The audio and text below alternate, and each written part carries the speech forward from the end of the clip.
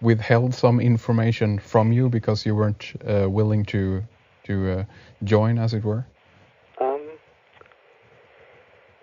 No, I don't think so, actually. I think that, in a way, because I was so open and centred within myself, that they kind of sensed that I wouldn't be the right sort of person for the lodge anyway. Mm. After speaking with them for a bit, I think they definitely got the impression that I wasn't very fond of Freemasonry, but that I was more interested than I was judgmental. Yeah, exactly. I definitely think that they understood that.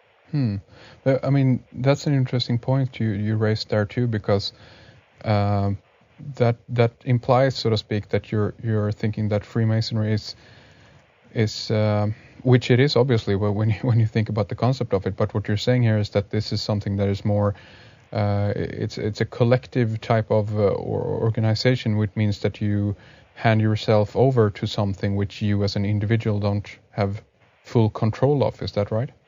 Yeah, absolutely. I mean, from every facet of it, really. I mean, wearing a uniform, very much like school or the army or some sort of state provision. Yeah. Even the politician in his suit, Any of these kind of roles where they give you a uniform, tell you ways to act, ways to move even, ways to walk. When you see the Masonic kind of marches, like the orange marches around Northern Ireland, or if you see them going to large meetings at Great Queen Street, you'll see them walking in this kind of military file, all swinging their arms at the same pace. Right. Kind of, I mean, it's every aspect of it in my mind is about control. Yeah. And as most people that have looked into this, you find the work of Albert Pike, and I think he sums it up brilliantly when he talks about the concept of hoodwinking. Yeah. New admittance. Yeah. And so you just get them always wanting the next degree, wanting the next aspect of it, So it's very much kind of like a drug fiend, but instead of a substance, they're offering you mystery. Yeah. So they're kind of trying to get you hooked before you know what it is. Yeah. And also, I mean, what about the idea that when you're going into it, you don't know what it is that you are signing up for, meaning that since you can't, I mean, there are many books that are detailing the initiation, what is happening and so forth, but still to some extent, we don't really know, what actually is going on within some lodges, or how they could, for what we know, I mean, they could even change some rituals right now because a lot of the information has been coming out. You know what I'm saying? Yeah, absolutely. I mean, recently we've had this quite famous occultist in his field, Alan T. Greenfield. Yeah. He's been on a cult of personality, and he's been releasing a lot of books since he's left, as he would call it, his certain organization. But what he talks about in one of his books it's called The Secret Cipher of the Euphonauts. And Jake Coetzee and others have also talked about it. It's a certain page of Aleister Crowley's Book of the Law, which you can gain a cipher from it if you draw a grid over it. There's a certain ratio that you put the grid over this page of writing, and you can actually obtain a cipher from it. And Bishop Greenfield, as he likes to be called, has noted that if you take a lot of the names of different rituals or deities, or even the passwords of various mystery schools and certain degrees within Freemasonry, and apply them to the cipher, you get some very interesting output. You get references to older gods and very different gods than you think you're talking about. Right. So, I mean, this is just one kind of modern source who's kind of proving in a roundabout way that the more of these rituals that you learn off by heart, kind of like a stage actor,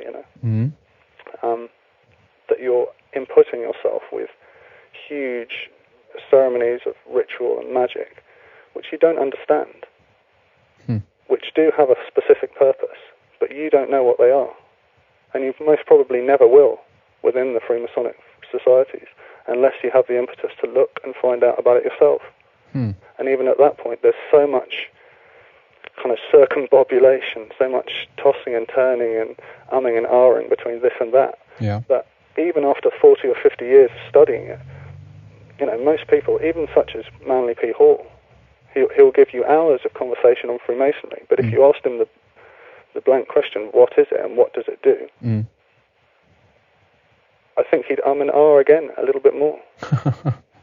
And this is a guy who'd been through a lot of the rituals. Obviously, he was given degrees honorarily, so he didn't have to do certain degree rituals. But, he was one of the sort of the most mavericks talkers and writers on the subject of Freemasonry. Yeah. And, I don't think that he fully understood it. So it's,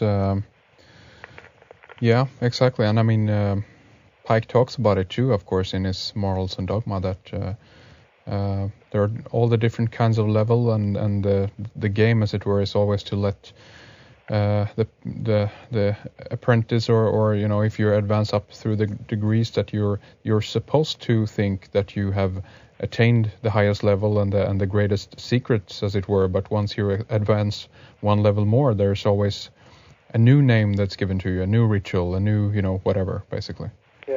Yeah. So each time you're getting told, hey, all that mystical, spiritual, deep stuff that you learnt before? None of that's true. This is the true stuff now. Yeah. This is what you've got to drum into your head until that's all you can think about.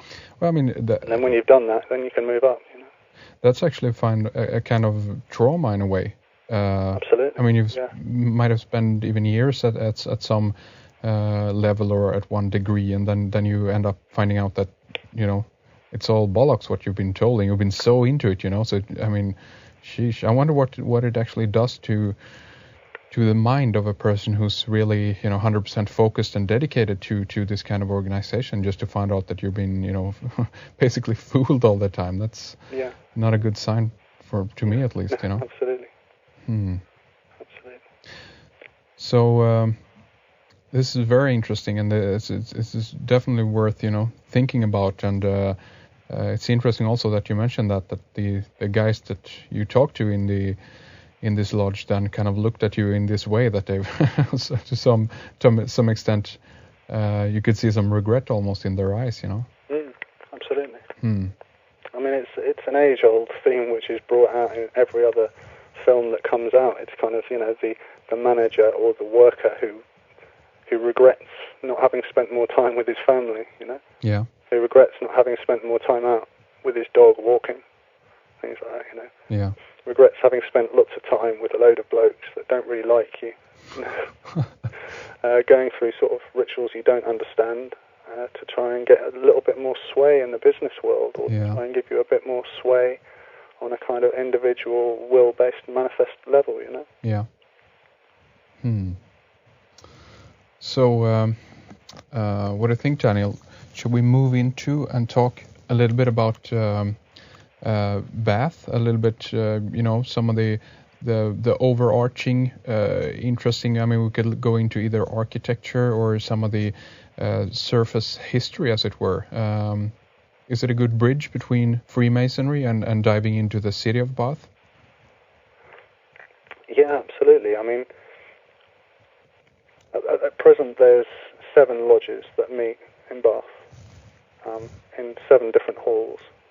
But there's also about 6 other groups which are they're referenced by the lodges as attending meetings there on their own nights. But there's not really much knowledge about who these groups are. Personally, I think that one of them is the Eastern Star. Mm-hmm. And I'm not quite sure why it's not talked about in Bath, but there's a very large gallery called the Victoria Gallery. And it's connected to the town hall. And it's a very nice gallery. It has, every month, it will have free exhibitions with some very good artists from around the world.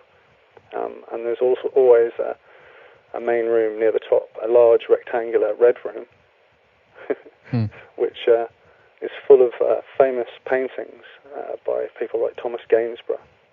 He's a very famous landscape and portrait painter, kind of contemporary